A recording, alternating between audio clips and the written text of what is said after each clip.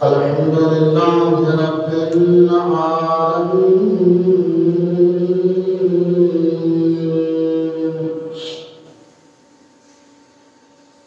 والصلاة والسلام على رسوله الكريم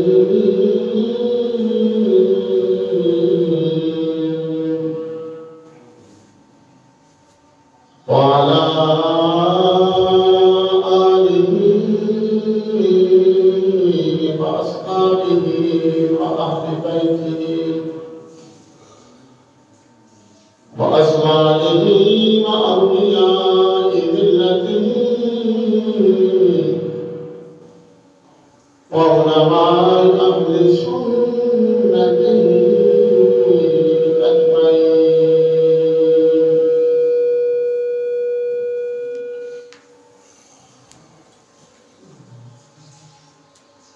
أما بعد فأعوذ بالله من الشيطان الرجيم.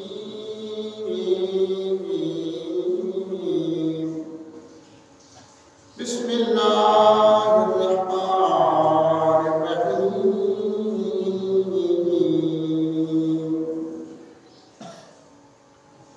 فأوحى إلى عبده ما أوحى.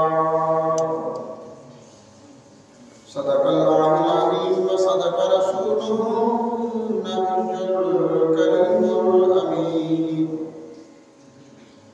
قال الله تبارك وتعالى في شأن حبيبه مخبرا وآمرا: إن الله وملائكته يصلون على النبي يا أيها الذين آمنوا صلوا عليه وسلموا تسليما.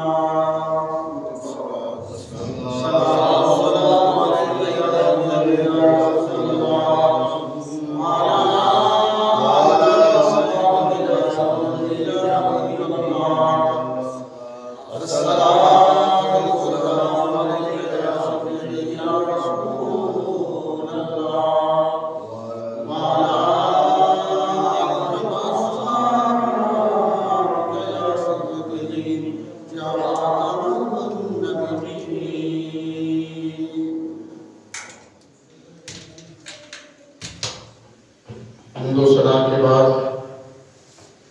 دعا ہے پروردگار عالم مجھے حق کہنے کی آپ کو سن کر ہم سب پر اس پہ عمل کی توفیق عطا فرمائے. الحمدللہ ثم الحمدللہ. اللہ تعالیٰ نے کرم فرمایا جمعۃ القرآن کی ادائیگی کے لیے اپنے حضور مسجد میں آنے کی سعادت نصیب فرمائی. اللہ تعالیٰ اس کے فیض و برکات نصیب فرمائے اور اپنی شرح نشان اللہ تعالیٰ اس کا اجر و ثواب عطا فرمائے.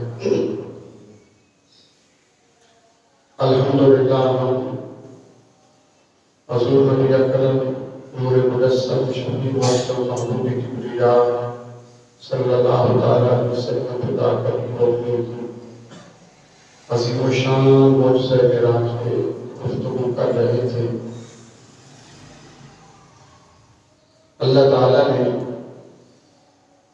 حضور کو بڑی عظمت عطا فرمائی، بڑی شان عطا فرمائی، بڑی رفعت عطا فرمائی، بڑے کمال اور بڑے وسعت عطا فرمائے. انسان اگر حضور کی ساری زندگی کا مطالعہ نہ کر سکے، نہ پڑھ سکے،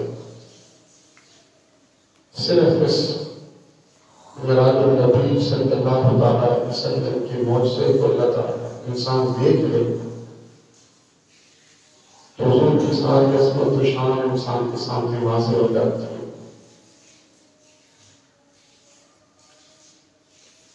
ایک تو اس معجزہ معراج کو دیکھنے سے حضور کی ساری عظمت و شان مقام و مراتب اور دوسرا اہل سنت مسلک حق کا صحیح عقیدہ ہے، نظریہ ہے، رب کی ذات کے بارے میں، حضور کی ذات اقدس کے بارے میں، اسلام کے بارے میں، قرآن و سنت کے بارے میں، تمام حضور سے قبل انبیاء و رسول کے بارے میں سارا عقیدہ کھل کر اس معجزہ معراج کے باب میں نظر آتا ہے۔ صرف انسان اگر نہیں پڑھتا ہے، لیکن اس کے لیے کافی وقت چاہیے۔ ابھی ہم نے معجزہ معراج شروع نہیں کی تھی کہ آج شوال اور محرم کی یکم تاریخ ہے، رجب گزر چکا ہے۔ ویسے ہم جو صبح کے وقت درس دیتے ہیں نماز کے بعد، اس میں ہم نے تفصیل ہم نے سارے معجزہ معراج کو پڑھا ہے۔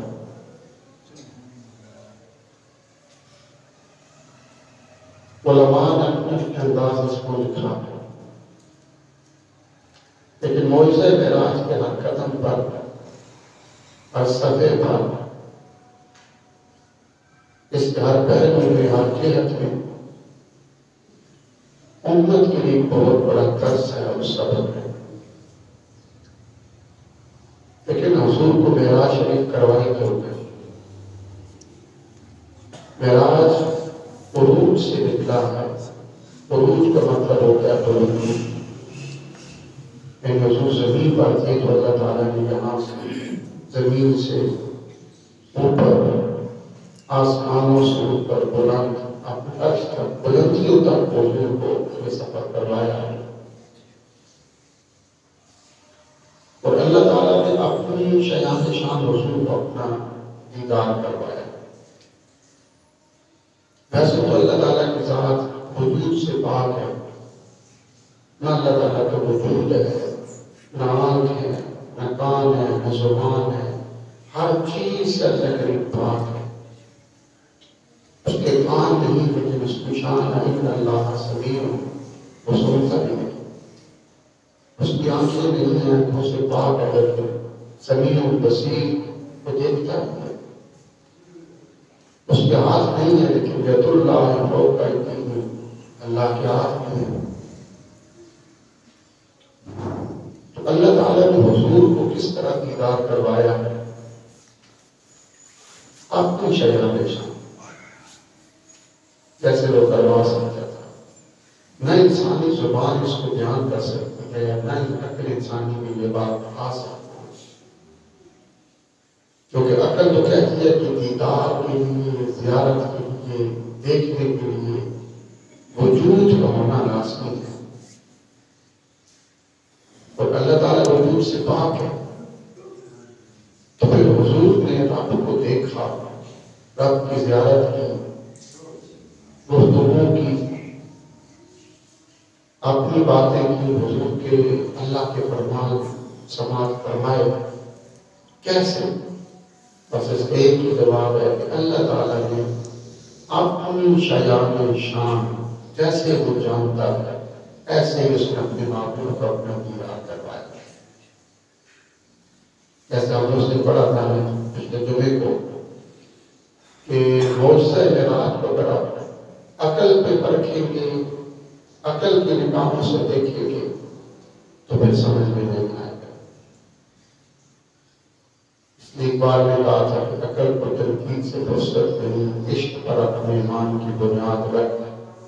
اس ایمان کی بنیاد عشق پر، محبت پر، اپنے ایمان کو، ذات مصطفیٰ کو، معجزات مصطفیٰ کو، کمالات حضور کو اگر دیکھو گے تو اپنے عشق اور محبت کی نگاہوں سے، اپنی عقل، اپنی فہم و فراست کی نگاہ سے دیکھو گے تو گمراہ ہو جاؤ گے، کیونکہ عقل چھوٹی سی ہے اور وہ ذاتیں اللہ رسول کی ذات ہے اور ان کے مقام بہت بڑے ہیں جو چھوٹی سی عقل میں نہیں آ سکتے۔ بڑھانے کی کوشش بھی نہ کرتے.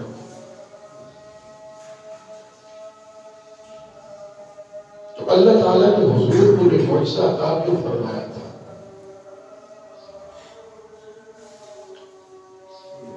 قرآن کریم اول سے لے کر آخر تک پڑھے تو اس میں جتنے بھی آیات ہیں، جتنے اسباب ہیں، جتنے واقعات ہیں، جتنے احکامات الہیہ ہیں، یک بار کی نازل نہیں ہوئے. پہلے کوئی نہ کوئی چیز سبب بنی، پھر وہ پر نازل ہوا. اس لیے قرآن کریم کئی سال میں نازل ہوتا رہا. معجزہ معراج کا سبب یہ تھا کہ اللہ تعالیٰ نے پہلے حضور کو بہت بڑے امتحانات سے گزارا، لیکن اب بیٹھے بیٹھائے میٹرک کی سند نہیں مل جاتی. اس کے لیے پورا سال ہے، پڑھنا پڑتا ہے، سکول بھی جانا پڑتا ہے، ہوم ورک کرنا پڑتا ہے، راتوں کو جاگنا پڑتا ہے. پورے سال کی ارکریزی ہے، محنت ہے، لگن ہے، جد و جہد ہے، کوشش ہے. پھر جا کر انسان اس امتحان میں بیٹھتا ہے اور پھر کامیاب ہے. اللہ تعالیٰ نے حضور کو یہ شان عطا فرمائی، معراج کی، عروج کی، بلندی کی، اور اپنے عرش پہ بلایا. اس سے پہلے حضور کے بہت بڑے امتحان سے گزرنا پڑا. آپ کا سوشل بائیکاٹ بھی ہوا. وادی ابی طالب میں آپ کو 3 سال کے لیے قید و بند کی صحبتیں برداشت کرنا پڑی. یہاں تک کہ کئی دن کھانے کے لیے کچھ نہیں ہوتا تھا، پتوں پہ گزارا کرتے رہے، پتے کھاتے رہے. حتیٰ کہ جان کا اتنا خطرہ ہوتا تھا کہ سیدنا ابی طالب جو حضور کے چچا تھے، رات کے وقت جب سارے سو جاتے تو پھر اپنے بستر پر حضور کو لٹا دیا کرتے. اتنا خطرہ تھا. پھر حضور کی جو زوج محترمہ تھی، خاتون اول اسلام کی حضرت سیدہ خدیجہ کبریٰ رضی اللہ تعالیٰ عنہا، حضور گھر میں تشریف لاتے، آپ سہارا بنتے، حارس پڑھاتے، زخموں پہ مرہم پٹی کرتے، تسلی دیتے، کھانا لے کر مکے کے گرد میں آپ کی پیچھے پیچھے آپ کو تلاش کرتے رہتے. جہاں حضور مل جاتے وہ کھانا کھلاتے. حضور جب باہر دشمن کا، قریش مکہ کا مقابلہ کرتے تو پریشانی کا عالم میں گھر میں تشریف لاتے، آپ کی دعائیں فرمایا کرتی تھی، حوصلہ دیا کرتے تھے. حضور آپ گھبرائیے مت، اللہ آپ کے ساتھ ہے. پھر جب تک سیدنا ابو طالب رضی اللہ تعالیٰ عنہ آپ زندہ رہے، اس وقت تک کسی کی ضرورت نہیں تھی کہ آپ کی طرف آنکھ اٹھا کر دیکھتا، تو حضور کھل کر اسلام کی تبلیغ کرتے رہے. اب سیدہ خدیجہ کبریٰ کا بھی مثال ہو گیا، سیدنا ابو طالب کا بھی مثال ہو گیا. اب جتنی دشمن قوتیں تھیں وہ پھر سے اکٹھی ہو گئی. حضور کی زندگی کا جراب کوئی اکٹھی نہیں. تو حضور نے پھر وہاں سے یہ ارادہ فرمایا کہ میں اس جگہ کو چھوڑ کر طائف جاتا ہوں، شاید وہاں کے لوگ کچھ مان جائیں. پھر نام کی طرف سے بھی حضور کا وہاں پہ تعلق تھا، جو وہاں کے سردار تھے طائف کے. پھر اس سے بھی بڑا امتحان طائف میں آیا، تو لوگوں نے پتھر مارے، تو پتھر مار مار کر شہر سے نکال دیا. تو حضور کی جوتے مبارک پھٹ گئے، پاؤں زخمی تھے. تو جس کام کے لیے گئے تھے ایک بھی مسلمان نہ ہوا. بڑا سخت امتحان تھا. تو ان سارے امتحانات سے جب حضور گزر رہے تھے، اب جب حضور طائف سے واپس تشریف لائے، اب یہی طائف کا جو واقعہ تھا یہ سبب بنا تھا معجزہ معراج کا. حضور تشریف لائے، سیدھے رات کو حضرت ام ہانی کو، حضرت سیدنا علی مرتضیٰ کی سگی بہن تھی، ان کے گھر میں تشریف لائے. تو رات کو آئے، اس کا دلے کے کھجور کے پتوں کی گلی ہوئی چائے پائی تھی. جب وہاں پہ تھے تو کئی دنوں سے کچھ نہیں کھایا تھا. حضرت روحانی سے کہا گھر میں کھانے کے لیے کچھ ہے؟ تو آپ نے برتن دیکھے تو کہا حضور کچھ بھی نہیں. حضور نے پھر فرمایا کہ جاؤ دیکھو شاید کچھ مل جائے. حضور نے کئی ہفتوں سے کوئی چیز نہیں الا الماء سوائے پانی کے کچھ بھی نہیں کھایا، بس پانی میں گزارا تھا. پھر حضور نے حضرت روحانی سے کہا کہ جاؤ دیکھو شاید کچھ چیز مل جائے. کوئی نہیں. تیسری دفعہ پھر فرمایا. جب گئی تو دیکھا کہ پرانے برتن کے نیچے مہینوں پہلے کے جو کی روٹی کے کچھ ٹکڑے پڑے ہوئے تھے. تو کہا حضور یہ ملے جو پتھر بن چکے تھے. مہینوں پہلے روٹی کے ٹکڑے پتھر بن چکے تھے. لے کر حضور کے پاس آئے. حضور نے چبانے کی کوشش کی، چبا نہ سکے. تو حضور نے فرمایا کہ میں آنے سے کہ پانی لے کے آؤ. تو پانی لے کے آئے. تو حضور نے اس پانی میں بھگو کر جب وہ نرم ہو جاتے تو پھر حضور تناول فرما رہے تھے. ابھی تو سلام میں پڑھتے ہیں کہ کل جہاں مل اور جو کی روٹی غذا اس شکل کی کلا پہ سلام. یعنی کل جہاں مل ملکیت میں کل جہان ہے. سارے جہان حضور کی ملکیت میں، سارے جہانوں کے مالک. کل جہاں مل سارے جہان حضور کی ملکیت میں، سارے جہانوں کے مالک. اور جو کی روٹی غذا، اور جو کی روٹی کے جو خشک ٹکڑے ہیں مہینوں پہلے پتھر بن چکے ہیں، حضور پانی میں بھگو کے کھا رہے ہیں. اس شکل کی کلا پہ لاکھوں سلام. اسلام میں پڑھتے ہیں اس شکل کی حضور کی جو شکل اقدس ہے، پیٹ مبارک ہے، اس کی کلاس کا یہ عالم ہے. ملکیت کے سارے جہاں اور خشک جو کی روٹی کے ٹکڑے بھگو کے کھا رہے ہیں. اس کی حضور کی شکل کی کلاس پہ لاکھوں سلام. یہ چیز اب حضور چادر تان کے آرام فرما رہے. پریشانی کا عالم ہے. مکے والے بھی نہیں مانتے، طائف والوں نے بھی پتھر مار کے نکال دیا. مکے والے کی طائف سے حضور آئے تو آنے سے پہلے میٹنگ کر چکے تھے. خبر پہنچ چکی تھی اہل مکہ کو کہ اہل طائف کو حضور کو شہر سے نکال دیا. انہوں نے بھی کہا تھا کہ حضور کو شہر میں داخل نہیں ہونے دیں. اب مکے والے نہیں مانتے، اہل طائف والے نہیں مانتے. پریشان حضور اتنے کبھی نہیں دیتے، لیکن آج حد سے زیادہ پریشان ہے. اور خشک روٹی سے ٹکڑے کھائے اور ایک کھجور کے پتوں کی لگی ہوئی چارپائی تھی. چادر تان کر جب حضور سوئے، سخت پریشانی کا عالم تھا. حضور کی آنکھ لگی. ادھر اللہ نے فرمایا کہ جبریل آج میرا محبوب آج سے زیادہ پریشان ہو. تو جبریل نے عرض کیا یا اللہ پھر کیا کرے؟ تو اللہ نے فرمایا کہ جبریل سارا نظام کائنات روک دو، جہنم میں بند کر دو، جنت سجا دی جائے، پورا نظام کائنات روک دیا جائے. اور قرآن قدسی سے کہا جائے کہ اپنے تشتوں میں پھول سجا کر جنت کے محلات کی چھتوں پر میرے محبوب کے استقبال کیے جائے اور جنت سے برات لے جاؤ اور جا کر میرے محبوب کو دولہا بنا کر. اور وہ چار فرشتے جبریل، اسرافیل، اسرائیل، میکائیل، 70,000 فرشتے ساتھ لے کر پہلے کبھی زمین پہ لے گئے. ادھر جاؤ، براق ساتھ لے جاؤ گے. نور کی سواری تھی اور اس پر میرے محبوب کو دولہا بنا کر بٹھا کر آپ میرے پاس عرش پہ لے جاؤ. دنیا والے نہیں مانتے تو نہ مانے، میں محبوب کے سامنے بٹھا کر تسلی بیٹھا. تو یہ سبب تھا معجزہ معراج کا کہ پہلے حضور اتنی مشکلات سے گزرے اور پھر جا کر یہ معجزہ معراج جو تھا یہ اللہ کے حضور پر فرمایا. بیٹھے بٹھائے نہیں گئے. درد و گداز اس طرح کے انسان سوئے، پیٹ بھر کے کھائے، فریج بھی بھرے پڑے ہو، فریزر بھی، بینک بیلنس بھی بھرے ہو، اور پھر انسان کہے کہ خدا نہیں ملتا تو خدا نہیں ملتا. ایسے نہیں ملتا. ابراہیم بن ادم تھے نا، بس دل میں خیال اٹھا، دل میں خدا مل جائے. فلح کے بادشاہ ابراہیم بن ادم بادشاہ دل دیکھتے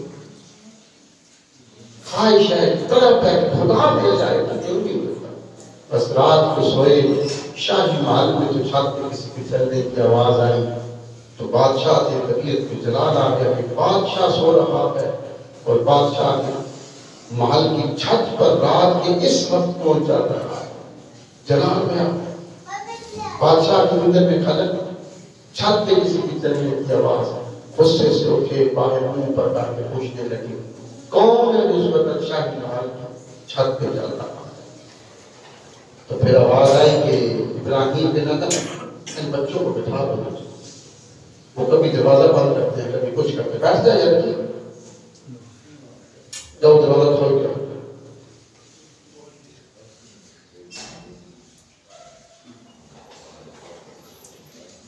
کون ہے جس وقت شاہی محل کی چھت پہ چل رہا ہے؟ تو اوپر سے آواز آئی کہ ابراہیم بن ادم ہمارے اونٹ کو بول چکے ہیں اونٹوں کو تلاش کر رہے ہیں. ابراہیم بن ادم نے کہا کہ اگر اونٹوں کو تلاش کرنا ہے تو پھر جنگل میں جاؤ شاہی محلات کی چھتوں سے اونٹ نہیں ملا کرتے. تو پھر اوپر سے آواز آئی ابراہیم بن ادم اگر اونٹوں کو تلاش کرنے کے لیے جنگل میں جانا پڑے گا تو پھر سن لو نرم و گداز بستروں پہ خدا بھی نہیں ملتا.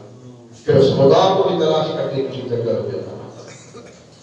پھر اٹھو تخت اور بادشاہی کو ٹھوکر ماری اور چلے گئے جنگل میں زندگی گزاری. پھر ابراہیم بن ادم سے ابراہیم بن ادم رحمت اللہ تعالیٰ وقت کے نبی. تو ایسے نہیں کہ حضور کسی بیٹھ میں بہت بڑے گدے میں حضور سو رہے تھے تو اللہ نے فرمایا معبود اٹھو آؤ تمہیں معراج کروا دیا. نہیں، پاؤں زخمی تھے لہو لہان تھے بال گردآلود تھے. کئی مہینوں کا سفر تھا جو پیدل کیا تھا نہ کچھ کھایا نہ پیا. بس کھجور کے پتوں کے بنی ایک چارپائی تھی اس پہ سوئے. اس وقت اللہ نے فرمایا معبود آپ اٹھو تمہارا رب عرش پہ تمہارا انتظار کر رہا.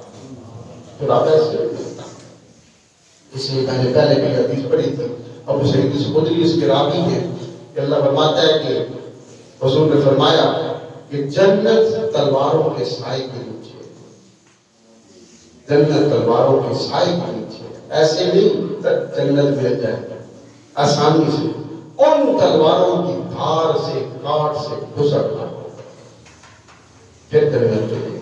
ام حسبتم ان تدخلوا الجنت کیا تم گمان کرتے ہو کہ تم جنت میں چلے جاؤ گے؟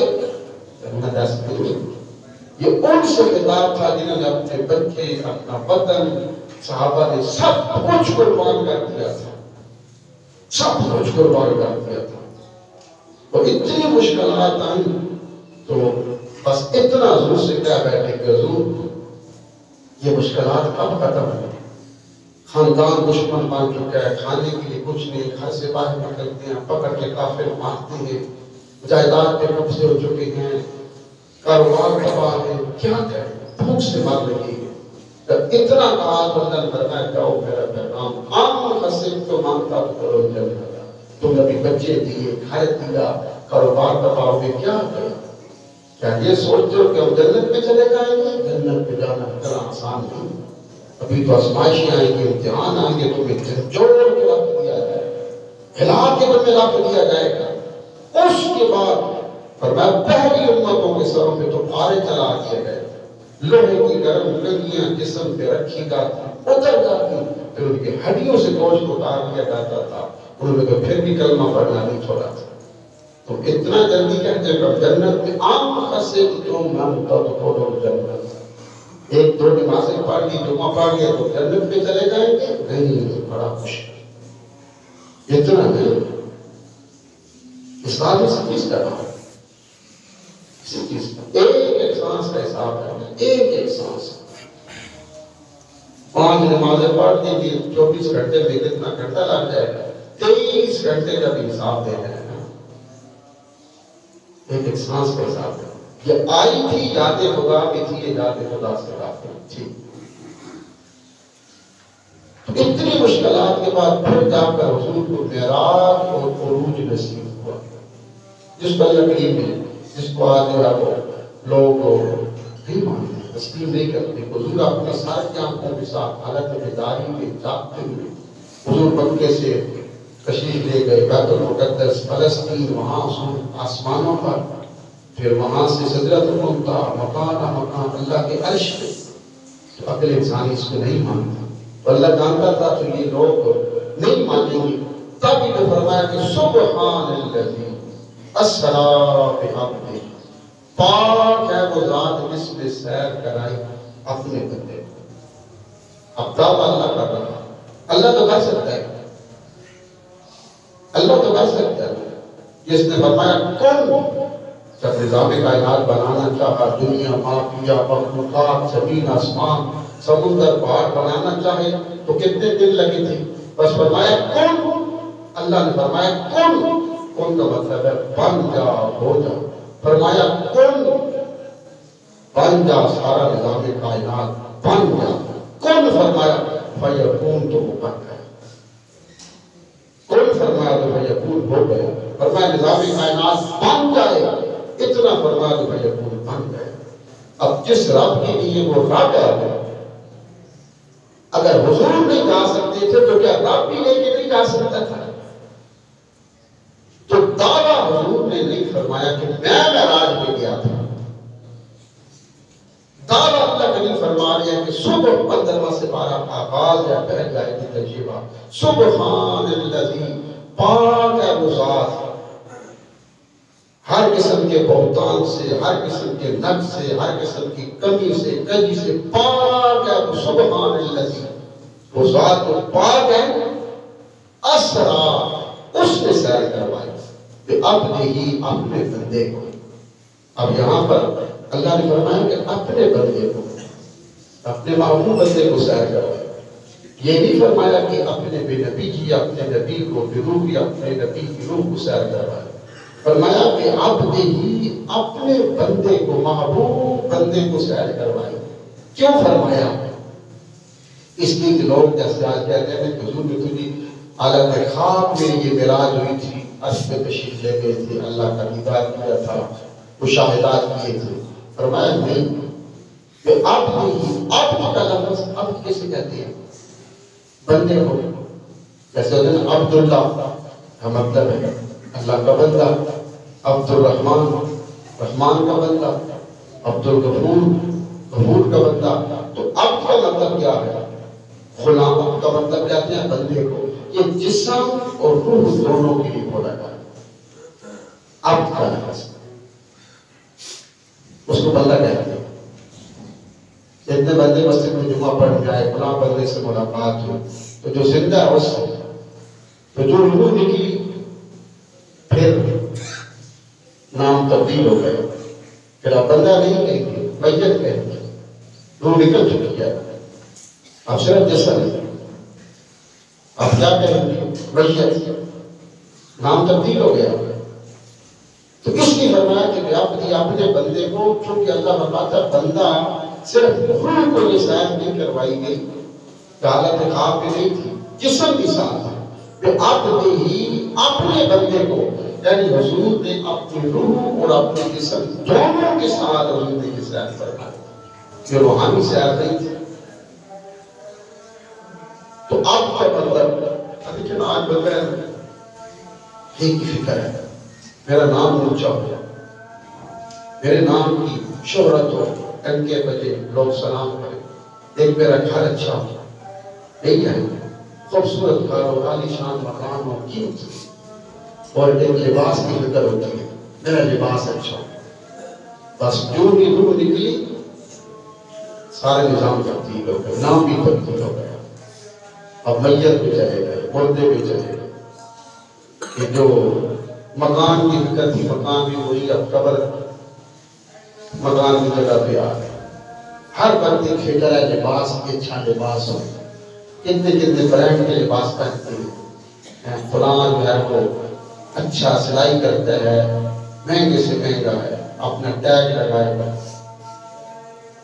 اچھے سے اچھے برانڈ، یاد رکھیں کفن میں کوئی برانڈ نہیں ہوتا.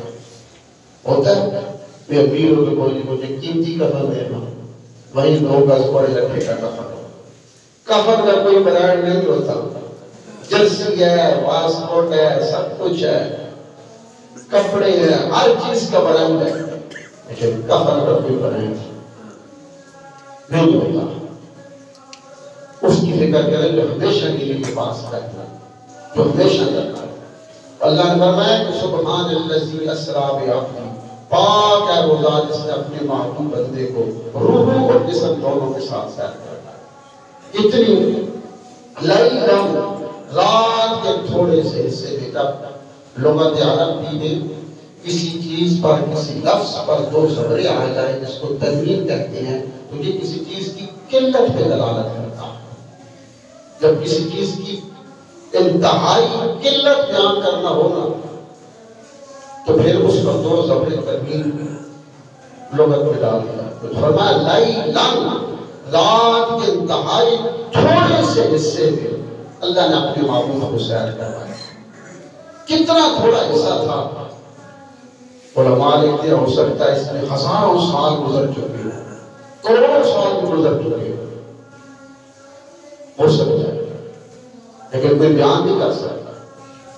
حضور فرماتے ہیں میں معراج شریف پہ گیا، جس بستر سے اٹھ کر گیا تھا میں واپس آیا اس کی عبارت ابھی تک موجود تھی۔ میں جس پانی سے غسل کیا تھا حضور فرماتے ہیں میں معراج کر کے واپس آیا ابھی تک پانی غسل کا چل رہا۔ حضور وہاں سے گئے مسجد اقصیٰ میں، مسجد حرام مکے سے فلسطین گئے، انبیاء کے حضور امامت فرمائی، حضور پھر آسمانوں پہ تشریف لے گئے، انبیاء سے پھر ملاقاتیں ہوئی، حضور جنت قرآن قدسی سے ملاقات کی، اللہ کے عرش پہ تشریف لے گئے، پھر اللہ کے 50 نمازیں تھی، چھٹے آسمان پہ موسیٰ سے ملاقات ہوئی، پھر واپس گئے، آئے آتے رہے گاتے رہے، 9 مرتبہ حضور گئے، 45 معاف ہوئی، 5 رہ گئی، پھر حضور واپس تشریف آئے تو کہتے ہیں میں حضور آئے تو فرماتے کس دروازے سے نکلا تھا اس کی کھوٹی ابھی تک ہل رہی تھی۔